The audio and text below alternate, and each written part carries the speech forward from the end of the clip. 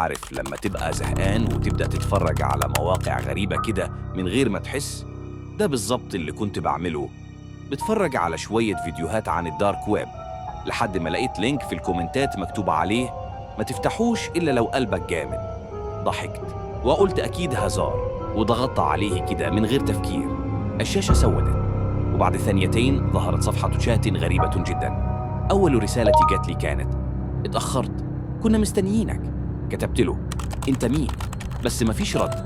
بدل كده لقيت لمبة الكاميرا بتاعة اللابتوب نورت لوحدها. بصيت على الشاشة لقيت صورتي طالعة، بس الغريب إن في باب الأوضة ورايا كان بيتفتح بهدوء، وصوت صرير خفيف كده بيقشعر له البدن. فضلت ثابت في مكاني حتى النفس ما طلعوش، وفجأة جات لي رسالة تانية: ما تبصش وراك.